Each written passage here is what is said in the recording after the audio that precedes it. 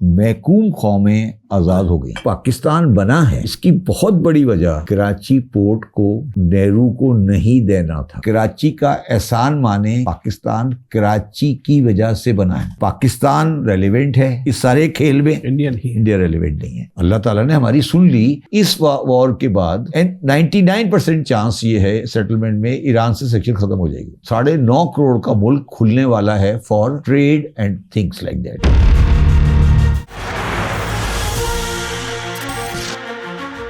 Iran जंग के बाद दुनिया का नया मंजरनामा क्या होगा सर, और इस नए मंजरनामे में पाकिस्तान की पोजीशन क्या होगी? बिस्मिल्लाहिर्रहमानिर्रहीम।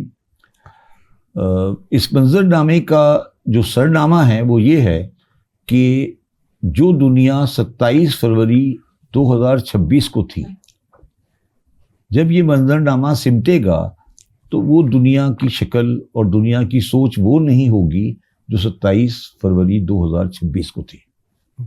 पहला। दूसरा उसका ये होगा, उसका जो शक्ल होगी वो ये होगी कि 27 फरवरी 2026 से लेकर आज 16 अप्रैल 2026 तक एक काम मुकम्मल हो गया कि महकूम कौमें आज़ाद हो गई। महकूम कौमें वो थी जो ये समझ रही थी कि इम्पीरियल ताकतें जैसे पहले बरतानिया थी और अमेरिका है, हम उनके सामने सर उठा के ज़िंदा नहीं रह सकते। उन महकूम ताकतों में पाकिस्तान भी है, तुर्की भी है, एक लिहाज से ईरान भी है, उसमें सऊदी अरब भी है, ईरान। ये हम ज़हनी तौर पर ग़ुलाम थे, और चाहे हम उसको एग्री करें या डिसएग्री करें, वो ग़ुलामी का सोच आज एक आम आदमी में भी ये ख़त्म हो गई कि अमेरिकन माइट जिसे कहते थे, इम्पीरियल माइट जो था वो ख़त्म हो गया। चाहे ईरान तबाह बर्बाद हो जाए वो अलग बात है जी, बाकी रहे उसके लोग, मगर वो बिल्कुल तब्दील हो गई, और वो चीज़ बिल्कुल एक नए शक्ल में नज़र आ रही है। ये एक बिल्कुल हकीकत है, इससे कोई इनकार नहीं कर सकता। दूसरी चीज़ जो आपने पाकिस्तान की बात की ना, तो मैं आपको पता नहीं, आपने शायद मैंने आपको पहले भी डिस्कस किया है कि मैंने अपनी एक आप बीती सवाने उम्री लिखी थी 2025 में, जिसका नाम था 32 ओनकार रोड लाहौर। ठीक, उसमें मैंने एक चीज़ लिखी थी कि जो पाकिस्तान बना है इसकी बहुत बड़ी वजह कराची पोर्ट को नेहरू को नहीं देना था। नेहरू को नहीं देना था। ये आप मेरी किताब का पेज नंबर 188 पढ़ेंगे। उसमें मैंने पाकिस्तान बनने की जो वजूहात लिखी है ना, कि पाकिस्तान क्यों बनाया गया, उसमें शायद 13वीं या 14वीं वजह मैंने लिखी है कि ये गोरे का डिसीजन था कि हम पर्शियन गल्फ के ऑयल के सामने जो स्टेट बनेगी, जो उसे कंट्रोल करेगी, उसका कंट्रोल नेहरू को नहीं देंगे, क्योंकि इंडिया सोशलिस्ट रशियन ब्लॉक में था। समझ आई बात? हाँ। और आज पाकिस्तानियों को मैं ये कहना चाहता हूँ कि मेरी किताब पढ़ें और कराची का एहसान माने कि पाकिस्तान कराची की वजह से बना है। किताब को गौर से पढ़िएगा किसी वक्त, जो मैंने लिखा है। ये कराची पोर्ट को डिसीजन था कि पर्शियन गल्फ के ऑयल के ऊपर जो शहर है उसको हमें इंडियंस को नहीं देना। ये गोरे का डिसीजन है। और आप आज 70 साल के बाद देखें कि पाकिस्तान रेलिवेंट है इस सारे खेल में, इंडिया रेलिवेंट नहीं है। तो वो जो मैंने बात की ना, ये मैंने किताब इस वाक़े से पहले लिखी थी। इंडियन रेलिवेंट नहीं है, इसलिए रेलिवेंट नहीं है कि इसके दहाने पर हम बैठे, और वो दहाने पर हमारी एक रेलेवेंस है, और वो हमारी रेलेवेंस उस बात से नहीं है कि हम मुसलमान हैं, वो हम जोग्राफिकल लोकेशन की वजह से हमारी रेलेवेंस है। ठीक है, और यमन खड़ा हुआ है। अब आप कहते हैं आप कहते हैं आबनाए हुर्मुज को खोलना है, वो कहते हैं हम आबनाए मंदब को बंद कर देंगे। वो तो देखिए ना आप किस पोजीशन में चले गए कि आप कह रहे हो यार आबनाए हुर्मुज को खोलें, वो कह रहे हैं यार आपने ज़्यादा आएँ की तो आबनाए मंदब बंद हो जाएगा। ठीक है, तो आप कभी सोचें कि 10, 15, 20 साल पहले ये पोजीशन थी। और आज तीसरी बात यह है कि क्या जो बैरूनी अड्डे हैं इन इलाकों में, क्या वो इन इलाकों के लिए अब एसेट है या लायबिलिटी है? ये तो पाकिस्तान कंट्रोल संभालेगा ना उनको। अल्लाह, तो मैंने कहा ना, हम अल्लाह ताला मुसब्बिबुल असबाब होता है। अल्लाह ताला ने हमारी सुन ली ना, अल्लाह ताला ने हमारी सुन ली। और जो हमारे उर्दू में एक लफ्ज़ होता है दलिद्दर दूर हो गए, हमारे दलिद्दर दूर हो गए ना। अच्छा, आपके इसी जुमले को लेके आगे चलते हैं। आपका ये जुमला जो है ना कि हमारे मसाइल दूर हो गए, दलिद्दर कहते हैं उसको उर्दू में। जो उर्दू में आपको ना घर की खातून अपनी दादी अपनी वालिदा से पूछना कि दलिद्दर दूर किसे कहते हैं। ठीक है भैया, इसमें पाकिस्तान का रोल जो है वो सिर्फ सालिस का रहेगा या इसका बेनिफिशियरी भी होगा? पाकिस्तान बेनिफिशियरी है, सालिस तो एक टेम्परेरी रहेगा। सवाल पूरा कि वो कैसे होगा और क्या क्या होगा दलिद्दर दूर होने में? हाँ, अच्छा, या सालिस में? सालिस तो हो गया। अच्छा, अब इससे बेनिफिट कैसे लेगा? दलिद्दर दूर होने में पहली बात तो जो दलिद्दर दूर होगा वो ये होगा कि हमें जो सऊदी अरब में हमने जो स्ट्रेटेजिक एग्रीमेंट किया है उसका हमें एक अच्छा कंसिडरेशन मिलेगा। हाँ, मिलना चाहिए। हाँ, वो आपने अपनी पॉडकास्ट में मैंने कहा था कि पैसे मिलने चाहिए। पैसे तो आएंगे इंशाल्लाह। नहीं, अभी तो देखा आना शुरू हो गया ना, 3 बिलियन का डिपॉजिट आ गया, 5 का फैसला हो गया, तो मतलब आपको नजर तो आ रहा है ना कि पैसे तो आ जाएंगे ना।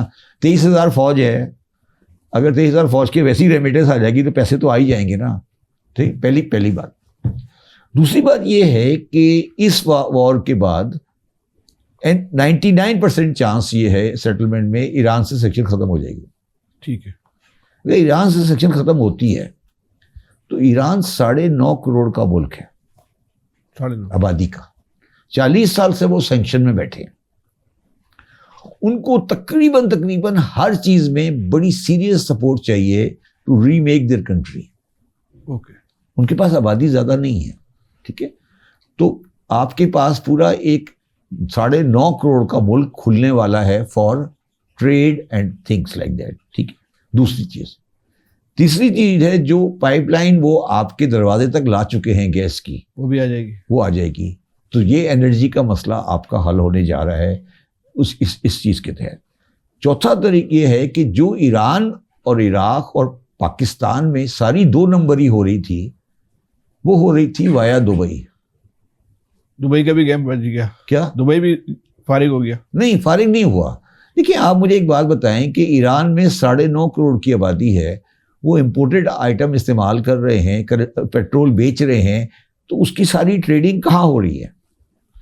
कारोबार कहाँ हो रहा है? वो सारा दुबई में हो रहा है। और उसमें हमारे लोग हवाले वाले और ये वाले और सब इन्वॉल्व हैं। जो बात उसने की है मुनव्वसिम नकवी ने $100 बिलियन की, वो गलत नहीं कह रहा है, वो टाइमिंग में होता है, वो यही कह रहा है ना कि यार ये क्या मजाक बनाया हुआ है आपने।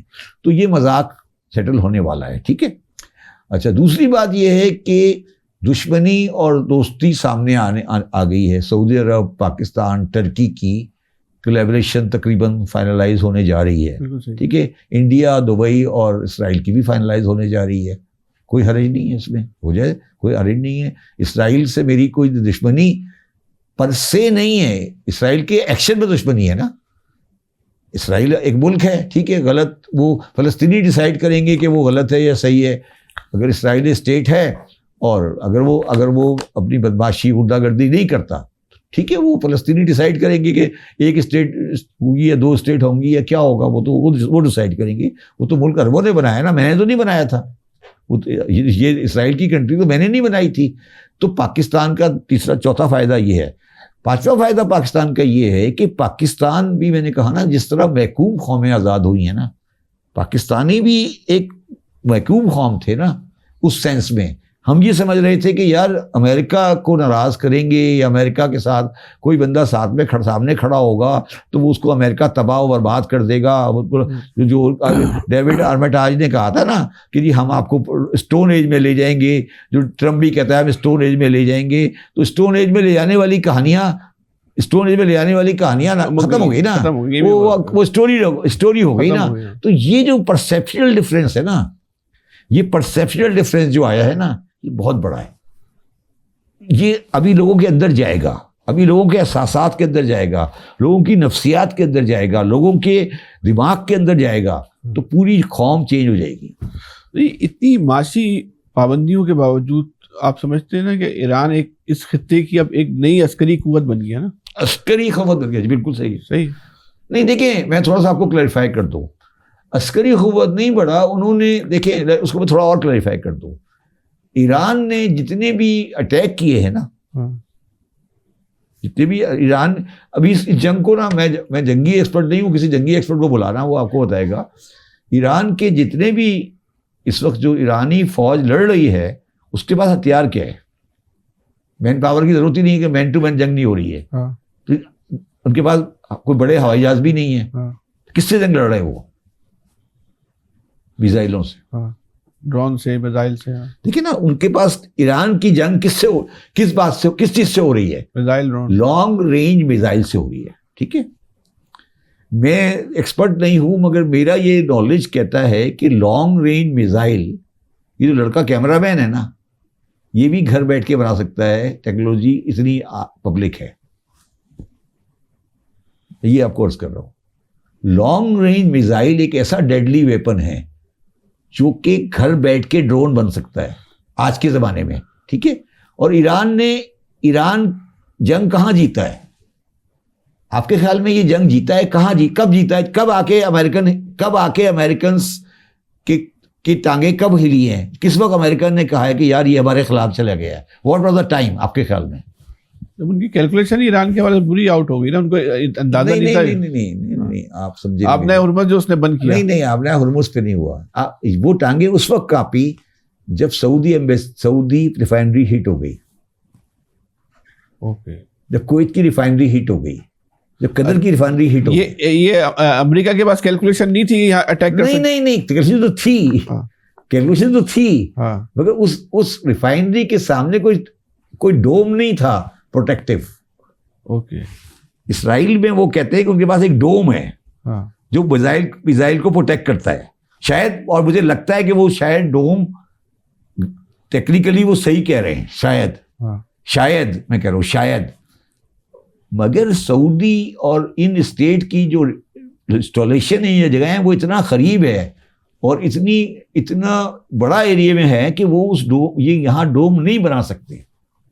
दुबई में डोम नहीं बन सकता, मैं ये कह रहा हूँ। बनाया हुआ उन्होंने भी बनाया हुआ है, मगर उस डोम को पेनिट्रेट करना आसान है।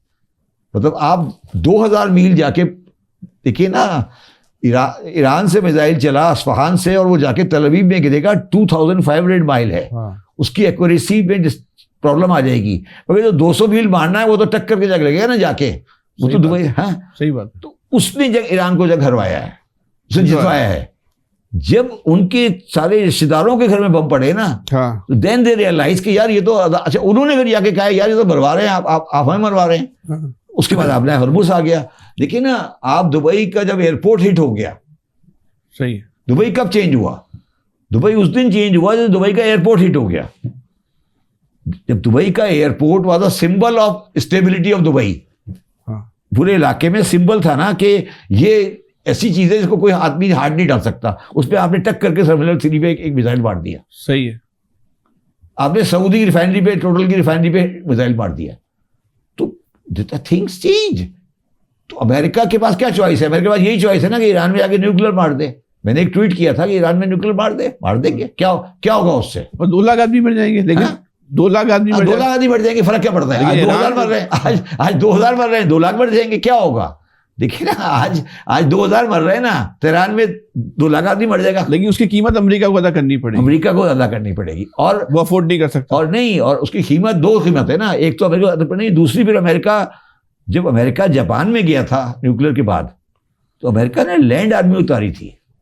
यहाँ नहीं उतार सकता जापान में। सरेंडर जो हुआ था वो हिरोशिमा नागासाकी के बाद, जब किंग ने सरेंडर किया था, जब लोग लैंड आर्मी ने सरेंडर किया था, जब सरेंडर हुआ था।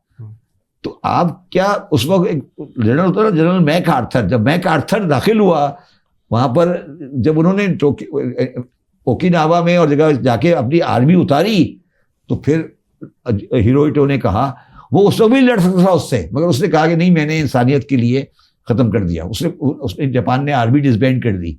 तो क्या अमेरिकन या लैंड आर्मी लाकर या 1 to 1 वॉर करना चाहते हैं? कर लें, और ये नहीं कर सकते। इराक में वो क्यों कामयाब हो गए, ये लोगों को समझ नहीं आती। इराक में वो इसलिए कामयाब हो गए कि इराक के 6.5 करोड़ शिया सद्दाम से लड़ रहे थे। आप शियों को बचाने आए थे ना। देखिए, आप दुश्मनी को रियलाइज करें ना, अमेरिका की दुश्मनी सद्दाम से थी, सही है, और सद्दाम की दुश्मनी शियों से थी, सही है। तो शियों ने कहा अगर अमेरिकन हमें आज़ाद कर, तो between Saddam and America they considered America better.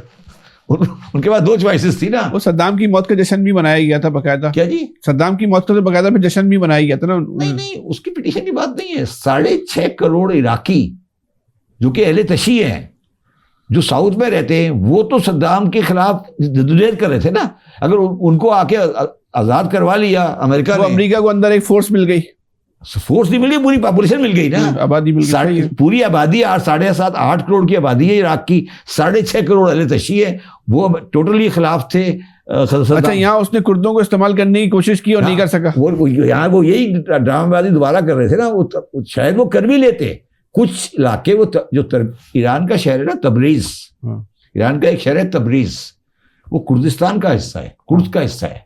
हो सकता है वो कुछ पार्ट निकाल भी लेते, हो सकता है वो तबरेज में कोई रिवोल्ट शिवोल्ट करवा देते, बट जो ईरान प्रॉपर ईरान है उसमें उनको पॉपुलर सपोर्ट नहीं मिलती,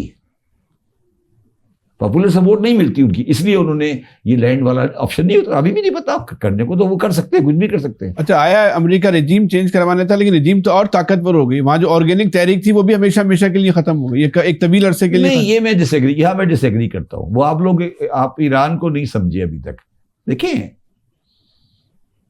ईरान का जो इनकलाब है वो मेरे हिसाब से खुमैनी साहब का एक रोल है, मगर खुमैनी साहब is not the sole contributor of इनकलाब।